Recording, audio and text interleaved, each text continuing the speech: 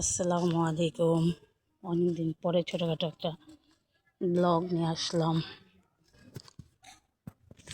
বেড়াতে আসছি নানা শ্বশুর বাড়ি, নানা শ্বশুর বাড়ি। এখানে দেখেন সুন্দর কাঁচামরিচ গাছ লাগানো হয়েছে এখানে। এই যে ওই পাশে অনেক ক্ষেত খামারি, কিন্তু ওখানে আমি যাব না। আমি আজকে আসছি, 3 দিন চলতেছে, একদিন ভিডিও করতে পারিনি। এটা মরিচ গাছ। এখানে দেখেন লার্কি রাখছি, বাঁশ ঝাড় আছে একটা।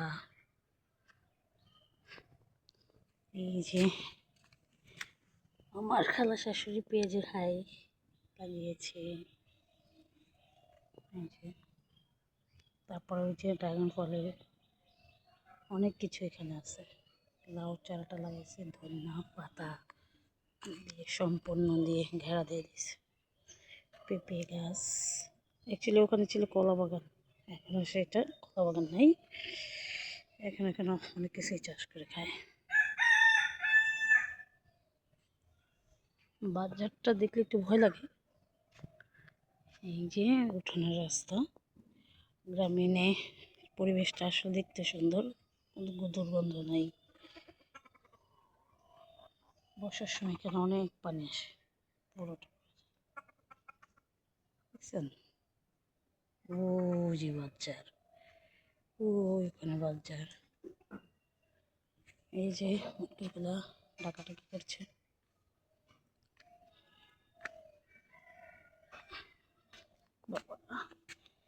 দিকে পড়ে যাই। দেখি আসলে তো লাল পানি দেখতেই হবে। লাল পানি ভাই, লাল পানি।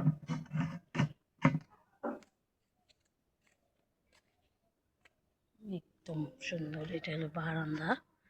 ওই যে রুম আছে ভিতরে, মেয়ে ঘুমাচ্ছে, ননদ ঘুমাচ্ছে, সব আছে।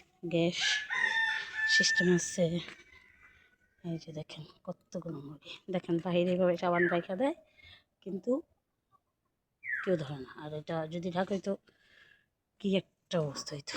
এখানে লাল পানি, ওইটাকে স্কিপ করেন, ওইটা কি বলবো না, আপনারা বুঝে নেন। পরিবেশ, গ্রামীণ পরিবেশ আসলে দেখতে ভালো লাগে। এই যে লাল পানি বোঝা যায় এটা।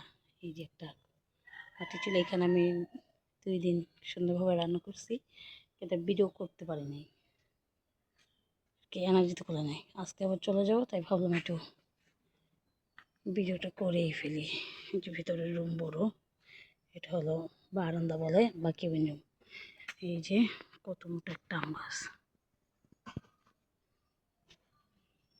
ঠিক আছে, আজকে অবশ্যই একটু ভিডিও করবো। আর কিছু যখন খালামণি রান্না করবে, এসে পিঠা খাইলাম, চিট পিঠা দিয়ে গরু গোস, খিচুড়ি, মুরগি, কত কিছু কত কিছু। ওইগুলো আত্মীয় স্বজনের বাসা, ওইগুলো নানা দাদা, ওই একটাই হলো সবারই বাসা। ভালোই লাগে। এটা আবার কিছু কিছু গ্রাম আছে না অজপাড়া, এটা ভালোই ঘনবসতি। ওই মাঠের কোনো র্যাকেট খেলে বাচ্চারা। ঠিক আছে, আল্লাহ হাফেজ। সবাই দোয়া করবেন জানি ভালোভাবে আজকে আমি ঢাকা পৌঁছায় যেতে পারি। আমাদের জন্য দোয়া করবেন।